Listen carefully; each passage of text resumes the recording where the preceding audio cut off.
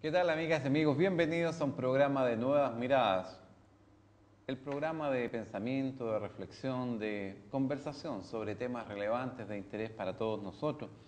Hoy vamos a conversar sobre las nuevas tendencias sociales.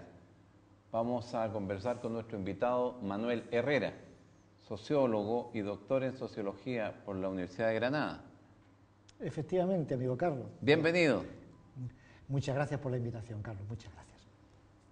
¿Hay tendencias? ¿Hay cambios? ¿En la sociedad está migrando o se mantiene un continuo? ¿Cómo lo aprecias tú?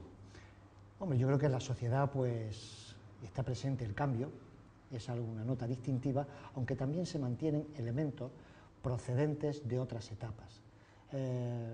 Todo cambia, todo fluye, nada permanece. Hay elementos que son constantes, pero en una profunda transformación, y más en una sociedad como la nuestra, estas sociedades avanzadas del siglo XXI, donde la dimensión del tiempo se ha revolucionado totalmente. Hemos pasado de ese tiempo de carácter histórico, de grandes relatos, al tiempo acontecimiento, donde toda noticia se come a la anterior noticia, donde todo acontecimiento se sobrepone ante todo acontecimiento. Yo la verdad pienso que el siglo XXI, las sociedades avanzadas, en general el mundo de la globalización está asistiendo a una serie de nuevas tendencias, a una serie de grandes cambios sociales, porque se ha abierto la caja de Pandora de las relaciones. Sociedad del riesgo, Ulrich Beck; sociedad líquida, Zygmunt Bauman; sociedad de la incertidumbre, sociedad de redes, sociedad digital. Podríamos estar mucho rato dando nombres. Esta diversidad de caracterizaciones da cuenta de una diversidad de dimensiones de cambio en la sociedad contemporánea. Yo quiero decir, los científicos sociales, por algo que nos hemos caracterizado desde siempre, es porque en los aspectos terminológicos nunca nos hemos puesto de acuerdo. Carlos, has hablado pues, de sociedad del riesgo, de sociedad líquida, podríamos hablar de sociedad posmoderna, de sociedades tecnológicamente avanzadas, de sociedades postindustriales, sociedades posliberales, sociedades poscapitalistas. Yo cuando explicaba sociología a mis alumnos de primero, lo que le decía que al acercarse a la realidad uno va tomando distintas fotografías y depende de la perspectiva desde que las tome. Yo creo que cada una de estas diferenciaciones conceptuales en buena medida están ligadas a la perspectiva desde la cual se está observando la realidad social, una realidad que es multidimensional. En cada una de estas dimensiones están aflorando nuevos cambios. Asistimos a nuevos cambios dentro del orden cultural, donde hemos pasado de una sociedad moderna, con valores fuertes, a una sociedad posmoderna, caracterizada por valores débiles. De ahí que podamos decir que es una sociedad líquida, como nos lo dice Bauman, una sociedad que totalmente se diluye, o incluso podríamos decir que una sociedad posliberal, porque atrás quedan aquellos grandes actores como Estado y mercado para dar paso a una nueva sociedad civil. Pero incluso también podríamos decir que una sociedad tecnológicamente avanzada en la medida en que todo eso empalma con el uso de nuevos instrumentos que están permitiendo desplazar las fronteras del conocimiento. El cambio siempre ha estado presente en las sociedades. Yo creo que el cambio está presente con la revolución neolítica, está presente con la revolución industrial, con la revolución de las tecnologías, lo que supone actualmente es la revolución, como decía con anterioridad, en la dimensión del tiempo. Los cambios se aceleran, tienen lugar en más corto espacio de tiempo. Pensemos, pues, por ejemplo, cómo anteriormente en sociedades tradicionales un relato se mantenía durante muchísimo tiempo. Era el cuento que se convertía en el universo simbólico de una sociedad. Actualmente, ¿cuántos relatos forman parte de nuestro devenir cotidiano? Piensa, por ejemplo, Carlos, en tus hijos, el pequeño, el Nacho, es un auténtico Yoda que se introduce dentro de las nuevas tecnologías. Sus relatos ya no son nuestros relatos, estamos en ese tránsito de lo analógico a lo digital. Sí, estamos a grandes cambios. Ahora, caractericemos para que nuestras amigas y amigos nos vayan siguiendo. Una sociedad de agricultores que venían desde una sociedad de recolectores en realidad y que se estabilizan y pasan a ser agricultores, ¿verdad? Y domestican plantas y domestican animales. Luego la sociedad industrial, donde empiezan a producir bienes por cantidades en procesos repetitivos. Luego la sociedad postindustrial, donde a lo anterior se le agrega que se producen bienes y servicios. Esos servicios son vinculados a las actividades económicas, a las actividades comerciales. Luego emerge la sociedad de la información, la sociedad del conocimiento. Pero si uno quisiera trazar una línea, decir lo antiguo y lo emergente nuevo, podría decir, la sociedad de los grandes relatos se ha acabado y los grandes relatos podrían estar asociados, para que nuestras amigas nos sigan, podrían estar asociados a los grandes relatos religiosos, ¿verdad? Perfectamente. A los grandes relatos ideológicos que se han derrumbado y la política está también por el suelo. Pensemos en el marxismo, por ejemplo, claro. Un gran relato derrumbado ideológicamente. Y está también los relatos en los aspectos culturales en general, que van cambiando los conceptos, el mismo concepto de familia, ¿verdad? Vamos caracterizando esta sociedad que emerge. ¿En qué se diferencia de la anterior? Yo creo que asistimos... vamos a hacer una diferenciación entre lo micro y lo macro. Por ejemplo, en los aspectos micros, ¿qué es lo que está ocurriendo? Pues yo creo que el actor social, el individuo, el ser humano, la persona, lo que ha hecho ha sido ganar en posibilidades relacionales. Pensemos, por ejemplo, en el caso de escoger pareja. Antes una persona escogía una pareja, más bien se le imponía dentro del círculo social en el cual se ubicaba. Actualmente nos encontramos como los actores sociales no es que solamente ya elijan la persona con la cual compartir su existencia, sino que puede tener una, dos o tres parejas. Hay autores, como es el caso, por ejemplo, de un sociólogo español, Gerardo Meir, que habla de lo que es la posmodernización familiar.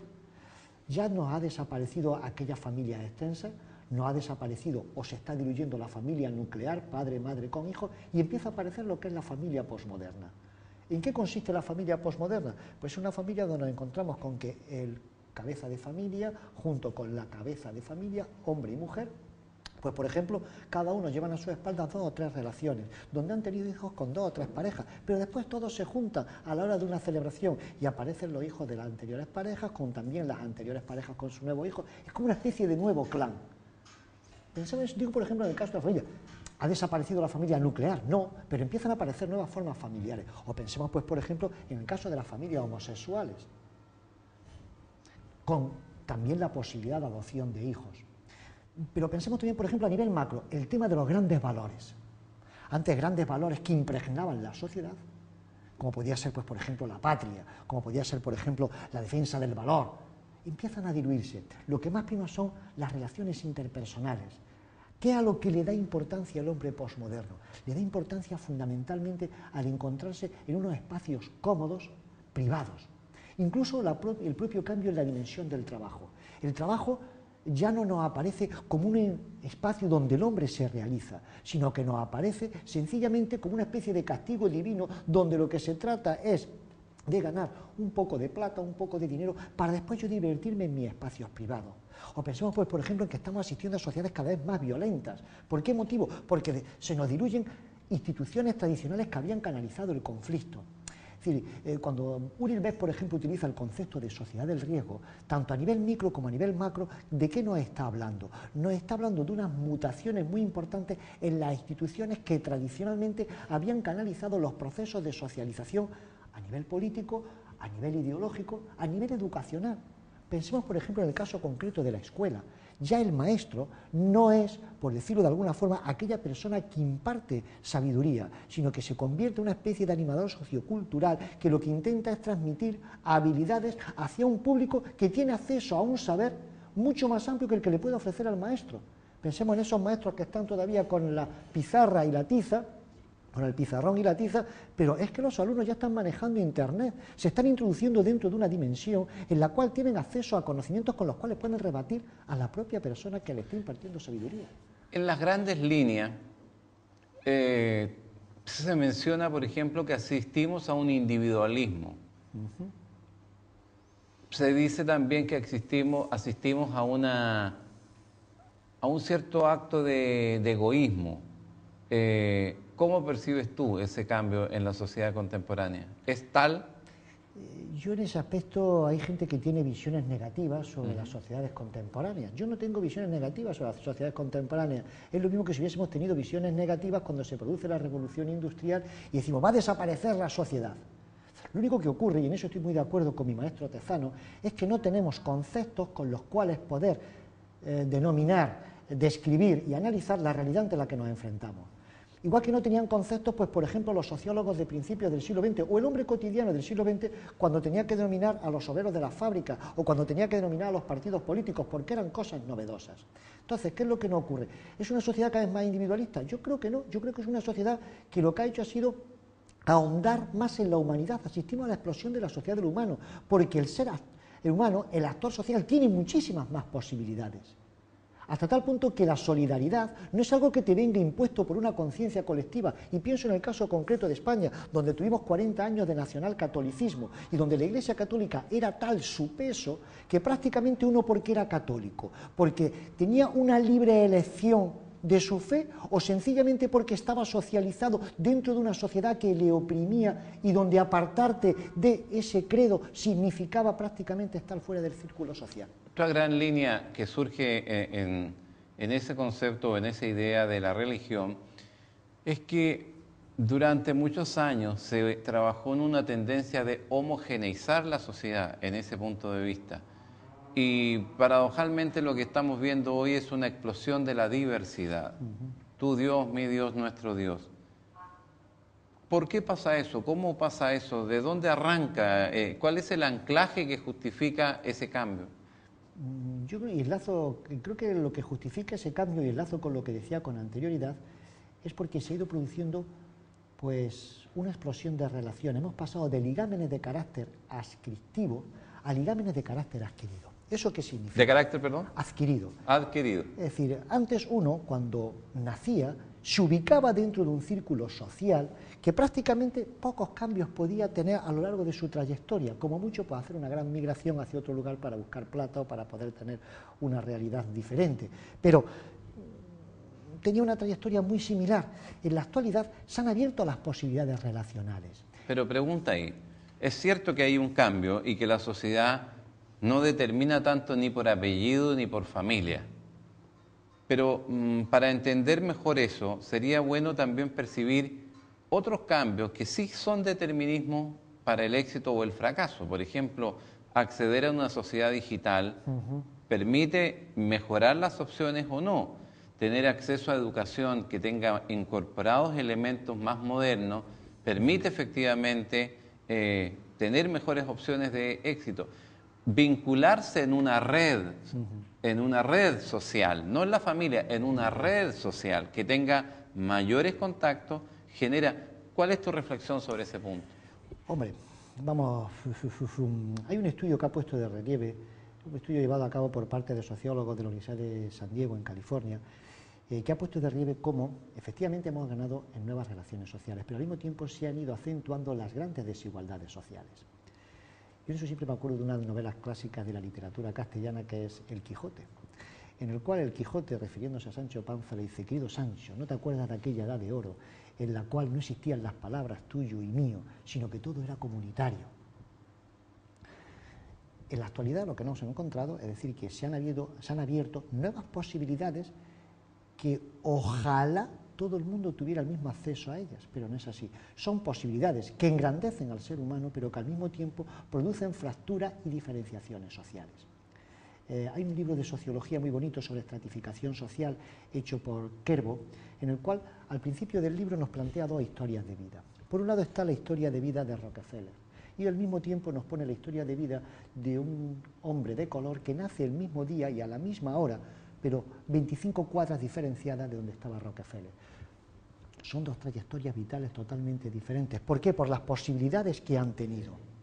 El mundo posmoderno ha abierto, por ejemplo, lo que es la sociedad digital, ha puesto el acceso a nuevas redes sociales, pero ¿quién tiene acceso a ellas?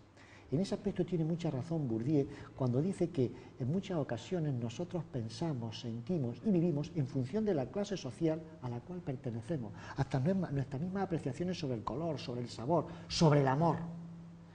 Sobre el color, sabor y amor seguiremos conversando en el segundo bloque. Estamos con Manuel Herrera, sociólogo, doctor en sociología en la Universidad de Granada, en España.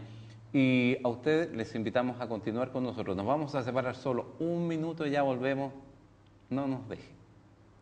Estamos analizando y tratando de compartir con ustedes cómo se entienden los cambios que está viviendo la sociedad. Entendiendo los cambios, ustedes en su entorno podrá analizar cómo se va adaptando, cómo se va adecuando, porque el que conoce cuál es el derrotero que viene tiene mejores opciones de poder adaptarse a esos cambios.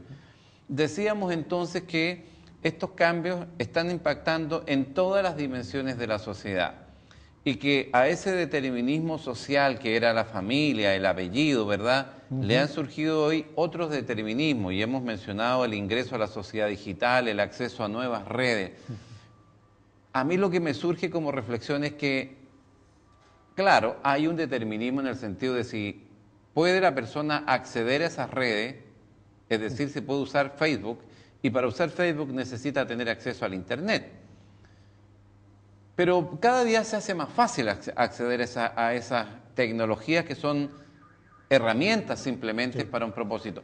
Lo que me parece desprender de ese pensamiento es que cada día se hace más importante las decisiones que va tomando el propio individuo. Ya no depende de otros, depende de lo que él decide, de cómo se vincula, de cómo se relaciona, con quién se relaciona y qué está disponible y dispuesto a hacer. Efectivamente, Carlos, pero no olvidemos una cosa, es decir, la desigualdad es un elemento intrínseco dentro de la sociedad. Esto es como una carrera de coches, no todos ocupan la pole position, no todos a la hora de insertarse dentro de la sociedad tienen el mismo capital relacional. ¿Eso qué es lo que hace? Pues que emerjan un conjunto de desigualdades. Y en ese aspecto creo que el siglo XXI, me diferencio totalmente de esos planteamientos neocon y liberales que apuestan excesivamente por el mercado. Creo que el siglo XXI tiene que ser el siglo del Estado social, que avance, pero el Estado social a nivel global. ¿Por qué? Porque es un importante papel el que tiene que desempeñar el Estado como instrumento corrector de desigualdades sociales. Nuestro caminar ha sido en la sociedad moderna el tránsito de súbditos a ciudadanos. Ahora se trata de darle realidad a ese gran pensamiento de Immanuel Kant, ciudadanos del mundo.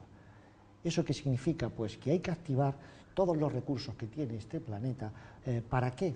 Para corregir desigualdades sociales que en buena medida son la gran lacra que está presente en nuestro día de hoy. Sin embargo, si uno compara cobertura, calidad, equidad en la educación en el modelo de hace 50 años respecto de lo que es hoy, aún con toda la problemática que tiene Chile de equidad, calidad, lo concreto es que hay más cobertura. La gente tiene más posibilidades de acceder y con toda esta emergencia tecnológica, la gente tiene más acceso a las posibilidades de su formación. Lo concreto es que el Estado tiene que jugar un rol muy activo y esos cantos de sirena de aquellos que dicen que es el mercado el mejor y más justo asignador de recursos, la verdad es que los hechos están demostrando que nunca el Estado, nunca el mercado en un 100%, siempre una adecuada armonía. O sea, este fundamentalismo mercadista o el fundamentalismo estatista no llevan a buen destino, al parecer. No sé qué opinión tienes tú. Sí, estoy de acuerdo totalmente contigo. En ese aspecto yo me quedo con el modelo que han establecido los países nórdicos, donde se pone de relieve la existencia de menores desigualdades sociales. España tuvo un momento clave. Tras la dictadura franquista, en los años 80, asistimos, por ejemplo, a un caso muy concreto, al tránsito de una universidad elitista a una universidad de masas. ¿Eso por qué se produjo? Por una gran inversión pública para la formación de capital humano. Pasamos de una universidad de 300.000 personas a una universidad que al día de hoy tiene 1.500.000 personas. Se hizo una gran inversión pública para que pudieran acceder al mundo universitario gente que por propios recursos económicos no podían acceder.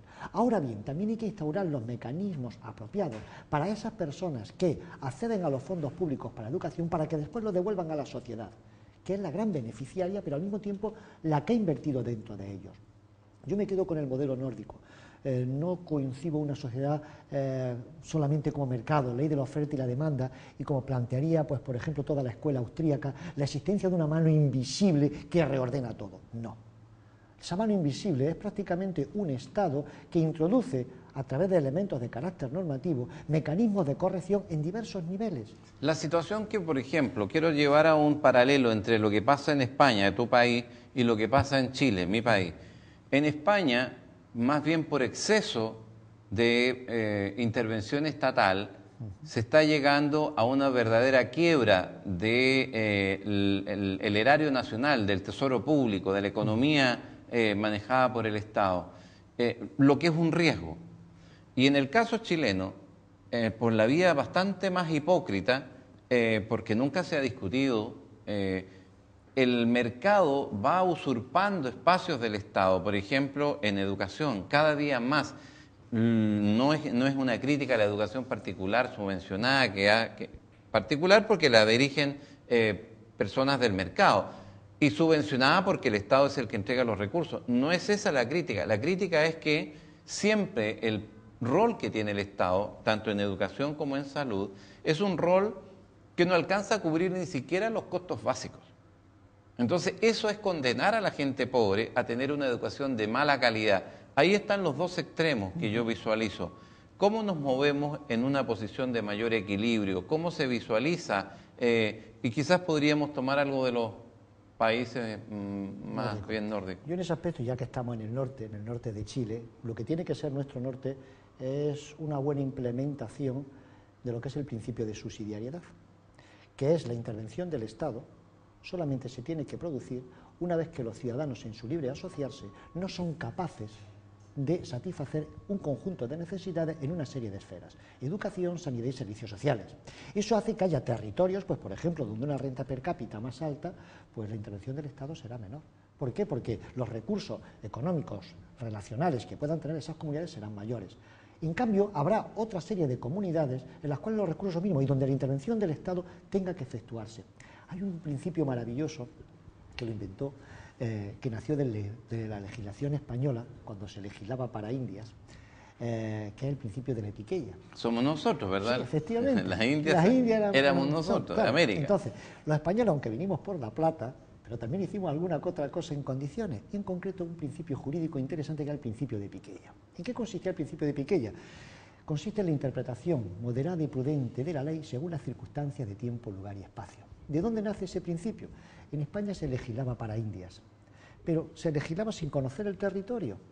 Claro, de allí, de España, llegaban los volúmenes con las leyes de Indias. ¿Qué hacía el virrey?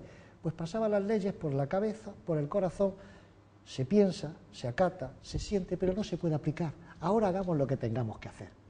Eso es lo que habría que hacer con el principio de subsidiariedad. La sociedad civil es el auténtico mundo vital que da sentido y significado a una propia sociedad. Una excesiva intervención estatal puede condenar la fortaleza de la sociedad civil. Una excesiva intervención del mercado hace que la sociedad civil sea un mundo empresarial, y no es así. La sociedad civil, en la cual están presentes asociaciones, fundaciones, organizaciones de tercer sector, donde incluso emergen los propios partidos políticos y los sindicatos, no tiene que estar ni excesivamente estatalizada ni excesivamente mercantilizada. ¿Eso qué significa, por ejemplo, a la hora de las políticas sociales? Y creo que el modelo holandés también es muy interesante. Una sociedad multicultural donde conviven protestantes, católicos, valones, con gente que habla lengua francesa, etcétera, etcétera. Las comunidades son las que tienen el eje prioritario. Hay un punto que me gustaría reflexionar a propósito de esta última idea. En Chile hay una tensión entre aquellos que dicen, por ejemplo, que la educación es un bien privado, transable en el mercado como cualquier otro bien, es decir, como un par de zapatos o como una maleta. Y otros que dicen, no, la educación es un bien público. Son marcos teóricos distintos, son visiones de la vida, cosmovisiones completamente distintas. Lo concreto es que ir al extremo de la educación como un bien privado, en Chile lo que ha ido generando es una fuerte segregación social que va condenando a verdaderos guetos sociales y culturales a los sistemas de educación pública. ¿Qué pasa en España con esto y qué reflexión se hace a la luz de esa perspectiva sobre Chile? Bien, vamos a ver. Yo la verdad es que defiendo, siempre lo he hecho, la presentación de la educación como un bien social y como un bien público. Ahora bien, el Estado no tiene que ser solamente el que lo produzca. Presentar la educación como un bien mercantil y privado me parece una de las mayores aberraciones. Es la concepción de una sociedad jovesiana del hombre es un lobo para el hombre y donde aquí es el triunfo del más fuerte. Y creo que no es así. Creo que la educación es uno de los grandes instrumentos para la generación de bienestar. Los diputados gaditanos de las Cortes de Cádiz de 1812 ya lo planteaban: la felicidad de un pueblo está íntimamente ligada a su nivel educacional. Así aparece recogido en la Constitución de 1812, una Constitución que llegó a algunas colonias, a otras no, pero fue lo último que quedó prácticamente del Imperio Español. Qué lástima que después no se pudiera aplicar porque llegaron la dictadura de los Borbones. Pero bien, en ese aspecto España, el modelo educacional que tiene, el modelo educativo, es un modelo que ha apostado mucho por la educación pública. También existe una importante educación privada. Ahora, una educación privada que en más de una ocasión es subvencionada por parte del propio Estado, pero una educación que no es concebida como negocio, sino como bien social. Como bien social. Pongo, por ejemplo, el caso. ¿Hay lucro en la educación española? No, hay lucro en la educación española, pero no recibe financiación pública. Quien recibe financiación pública no puede tener lucro. No puede tener lucro. Eso es el reclamo que hace la gente joven claro, en Chile. Es que es así. En España se apostó por ese modelo. En España, por ejemplo, tenemos una educación pública muy buena en los sectores primarios, secundarios y también en el mundo universitario. Ciertamente oscilamos en algunos niveles con respecto al informe PISA, que es un sistema de evaluación sobre los sistemas educativos europeos. Pero bueno, España tiene una educación muy buena. Pensemos, por ejemplo, que en materia universitaria casi el 70% de la juventud española comprendida entre los 18 y 24 años accede al mundo universitario, bien con una beca, etcétera, etcétera. Existe también, por ejemplo, en educación primaria y en educación secundaria lo que se llama la educación concertada. Se trata de educación privada, pero financiada con fondos públicos, pero que no tiene afán de lucro. Un amigo común, José Félix Tesano, gran sociólogo español también, plantea la teoría de las 3G. La gente se asocia, se aglutina, se reúne en torno a las 3G. El gusto, el género y la generación. El gusto por ejemplo, una actividad deportiva, el skater, los patinetas de los jóvenes, ¿cierto? O el género, hombre, mujer. O la generación, es decir, por los distintos tramos etarios. ¿Hay algún otro enfoque? ¿Qué reflexión te surge a ti de este planteamiento? Yo, José Félix Tezanos, que es un gran amigo y un gran maestro, conocido tuyo, hay cosas que comparto y otras que no. Por ejemplo, ciertamente los procesos asociativos están ligados a esas 3Gs, pero también hay otros elementos al margen de esos procesos que trascienden esas 3Gs. Y yo creo que están también ligados ¿a qué? A las posibilidades, al capital relacional que tenga el actor social. Es decir, no tiene el mismo capital relacional, pensemos, una persona ubicada en una posición alta dentro del orden económico, político y social, que por ejemplo una persona de posición baja. En buena medida todo está ligado con ese capital relacional, un capital relacional que no es solamente de carácter económico, sino también se mezclan elementos como la ubicación geográfica, como el dominio de idiomas, etcétera, etcétera. La gente joven se asocia por gusto, por género o por generación. Estaremos hablando también de que han caído las ideologías, y efectivamente han caído las ideologías como elemento aglutinador, pero pensemos en las ideologías políticas, pero aparecen nuevos tipos de ideologías que actúan como elemento aglutinador. ¿Cuáles son esos nuevos que tú visualizas, conceptos ideológicos? Pues, por ejemplo, uno es el medio ambiente, sin ninguna duda. Uno, por ejemplo, claramente el medio ambiente aparece como nuevo instrumento. Otro, por ejemplo, también es el tema del rechazo de la violencia. También aparece como elemento aglutinador. También aparece como elemento... No se ve claro eso en Chile todavía. La juventud está muy vinculada y asociada a la violencia. En España no. Luego después, por ejemplo, otro elemento que sirve como elemento aglutinador también... y la G de los gustos, pero estamos, por ejemplo, todo el tema de la vinculación con las nuevas tecnologías. Pensemos en todas... Nuevas tecnologías, claro, efectivamente. Pensemos en toda esa red de relaciones ligadas, por ejemplo, a los videojuegos. Las nuevas tecnologías, en todo caso, están ayudando mucho porque los propios jóvenes empiezan a organizarse para bloquear a aquellos pequeños, porque son pequeños grupos los que promueven la violencia. Esos pequeños grupos, entre paréntesis, se plantea por las ciencias sociales en Chile, que son grupos muy periféricos, muy marginales, lo que se llama las tribus urbanas, que plantea Maffezolí en sus estudios, ¿verdad? ¿Tú tienes alguna reflexión sobre eso? Yo creo que, por ejemplo, estas nuevas tribus urbanas en buena medida están ligadas a procesos patológicos de socialización familiar. En más de una ocasión ligados a situaciones familiares caracterizadas por la fragmentación, caracterizadas por la ausencia de puntos de referencia. Creo que también ocurre una cosa que, por ejemplo, está pasando mucho en Europa, y es que se están lanzando al sistema educativo viendo cómo se está produciendo la desestructuración familiar, que ocupe retos que verdaderamente corresponden a la familia. Deja preguntar algo sobre ese punto, porque nos queda poco tiempo. Hay algunos que piensan que esa situación es casi lo manda la divina providencia, no hay nada que hacer. Yo soy de los que cree que eso necesita intervención de política pública. Y esos jóvenes pueden recibir un mayor apoyo del Estado para su inserción social, porque si tienen irregularidad familiar, si tienen redes rotas, si tienen problemas en su formación, necesitan poder ser intervenidos socialmente para poder... ¿Hay políticas públicas en esa lógica, por ejemplo, en Europa? A ver, yo en ese aspecto, y estoy de acuerdo totalmente contigo, es decir, esto no es de la divina providencia, y ahí me amarro mucho a la frase de uno de los padres fundadores de la sociología, Augusto Comte: conocer para saber, saber para prever. De hecho, por ejemplo, dentro de todo lo que es el campo de la gran intervención social en Europa, se están desarrollando lo que son los sistemas ODG, sistemas de observación, diagnóstico y guía relacional.